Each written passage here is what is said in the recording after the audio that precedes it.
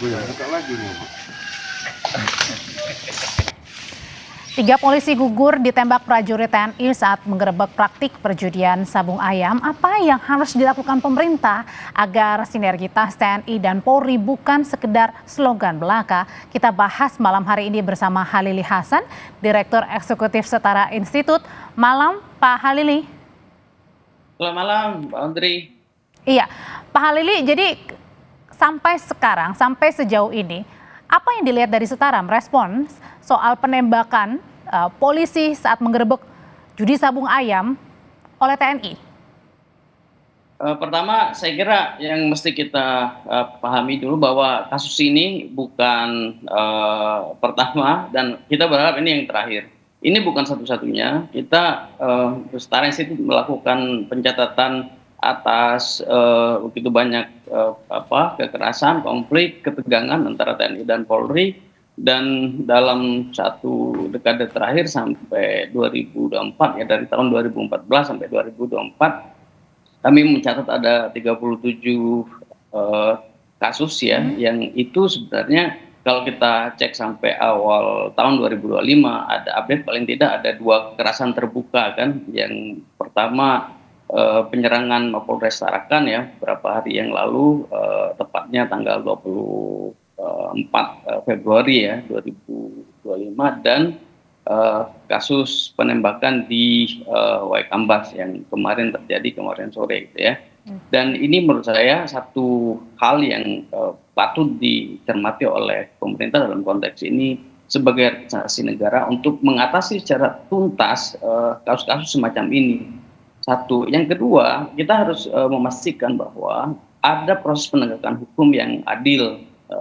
Proses penegakan hukum yang adil itu tentu saja dengan memberikan penekanan, yaitu bahwa prajurit yang melakukan tindakan pidana umum seperti ini harus tunduk pada kekuasaan peradilan sipil, peradilan militer gitu.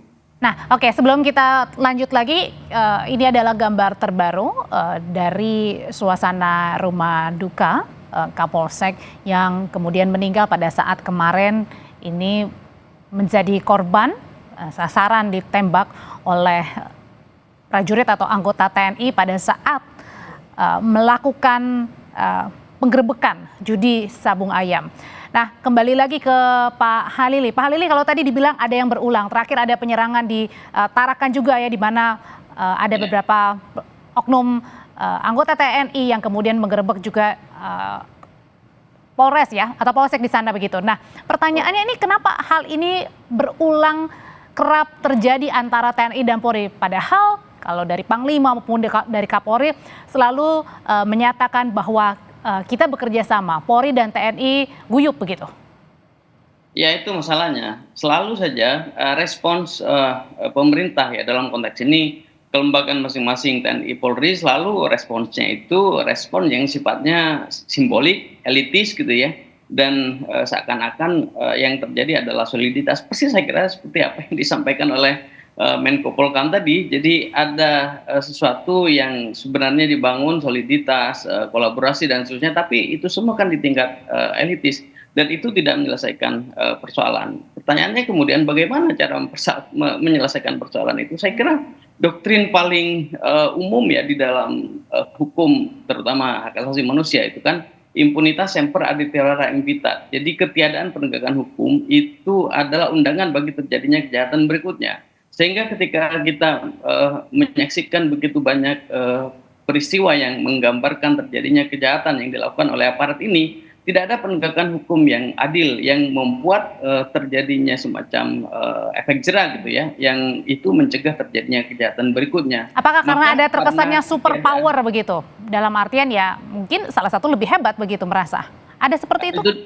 Itu dia. Kami melihat bahwa ada semacam misalnya pada pihak TNI terutama ada keengganan untuk tunduk pada hukum pidana umum ya. Sebenarnya dalam ketentuan pasal 65 ya ayat 2 Undang-Undang 34 tahun 2004 tentang TNI itu kan sebenarnya ditegaskan bahwa yang mesti tunduk pada kekuasaan peradilan militer itu hanya jika prajurit melakukan tindakan atau melakukan kejahatan yang berkaitan dengan tugas-tugas kemiliteran, tapi di luar itu harus tunduk pada hukum pidana umum gitu.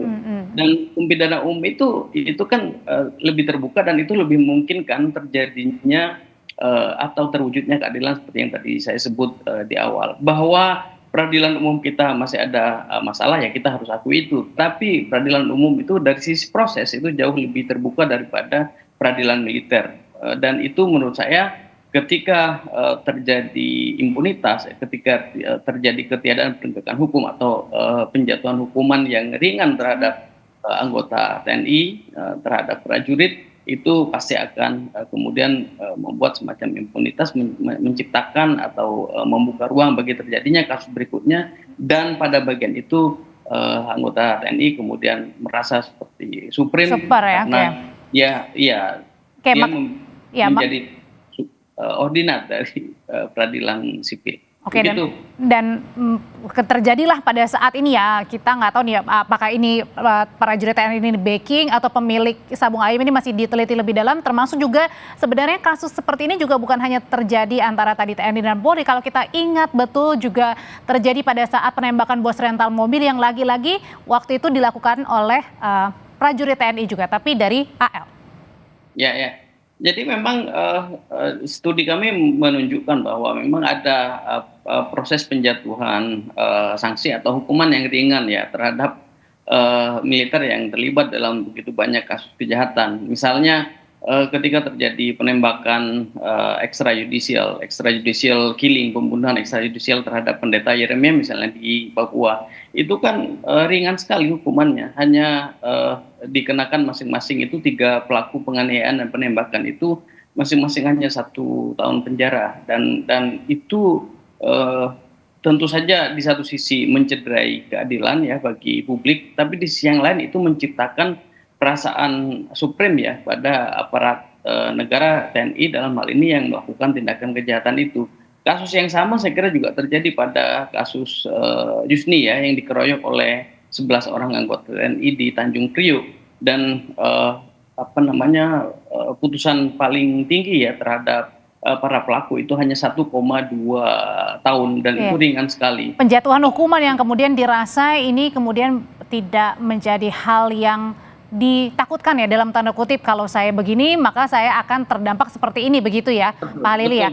Betul, padahal kan kejahatan yang dilakukan, tindak pidana yang dilakukan itu tindak pidana yang sama sekali tidak berhubungan dengan tugas-tugas kemiliteran, penganiayaan, pembunuhan, ketersinggungan secara pribadi, itu kan nggak ada hubungannya dengan tugas-tugas kemiliteran gitu. Dan itu mestinya tunduk pada hukum pidana umum, peradilan umum, yang artinya kita memang harus punya intensi politik yang serius untuk melakukan revisi atas Undang-Undang Nomor 31 1997 tentang peradilan militer yang dibentuk pada masa Orde Baru. Dan sampai saat ini menurut saya itu salah satu agenda mendesak yang sayangnya itu sering diabaikan oleh para politikus. Oke, selain fokusnya pada peradilan militer, Pak Halili, bagaimana dengan bentuk pengawasan internal di TNI sendiri? Apakah itu yang perlu dikoreksi juga? Iya, yang paling makro saya kira memang harus ada penguatan pada supremasi sipil ya. Kalau sipil kemudian sering menampakkan diri sebagai aktor yang tidak percaya diri ya, dengan terus menggoda militer untuk bersandingan dengan mereka, maka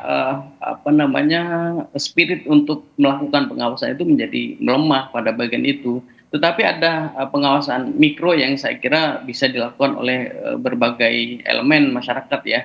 Media salah satu yang punya peran sangat sentral dalam konteks ini untuk terus memberitakan begitu banyak tindak pidana yang dilakukan oleh anggota TNI misalnya dalam beberapa konteks. Yang lain masyarakat sipil, ada begitu banyak masyarakat sipil yang bekerja untuk isu reformasi sektor keamanan atau security sector reform gitu ya, itu bisa melakukan pemantauan dalam situasi di mana peradilan militer itu tidak kunjung berada dalam intensi politik ideal yang itu mestinya hadir dari pemerintah dan politik kita di DPR. Pak Halili, itu Mbak. Balik lagi kita ke soal penggerebekan judi sabung ayam ini ya, atau penggerebekan sabung ayam ini. Nah, kan masih diselidiki nih apakah ini anggota TNI-nya yang punya atau backingnya, apapun itu alasannya tidak dibenarkan adanya sampai dengan penembakan ini. Kalau gitu apa yang harus dilihat dari sisinya? Backing pemilik itu juga tidak dibenarkan, apalagi menembak juga sangat-sangat tidak dibenarkan. Apa yang harus dilihat dari kejadian ini? Ya, ini kita harus lihat dari cara pandang helikopter ya. Kalau kita melihat helikopter view yang lebih umum di atas, kita bisa lihat bahwa kasus ini bukan satu-satunya. Backing aparat melakukan backing atau memiliki bisnis ilegal itu suatu yang bukan kali ini aja kita saksikan. Ya, kita tidak tahu secara spesifik bagaimana nanti aparatur negara dalam konteks ini penegak hukum itu membuktikan keterlibatan L2L dan Kopka B ya, yang tadi disebut ya, Lubis dan Basara itu, apakah dia menjadi backing atau memiliki bisnis Pemilik ya? Ya, dia menjadi pemilik. Jadi mau jadi pemilik atau menjadi backing itu kan sesuatu yang selama ini sudah berkali-kali diberikan sinyalemen oleh publik, oleh penantang, oleh masyarakat sipil bahwa aparatur negara dalam konteks ini mereka yang memegang senjata termasuk TNI dan Polri itu sering terlibat dalam bisnis ilegal, baik mereka sebagai pemilik maupun sebagai begitu, Mbak. Oke, Pak Halili Hasan, Direktur Eksekutif Setara Institute, terima kasih sudah berbagi perspektifnya dalam kasus penggerebekan judi sabung ayam yang akhirnya menewaskan 3 anggota Polri. Sama-sama, Mbak Audrey.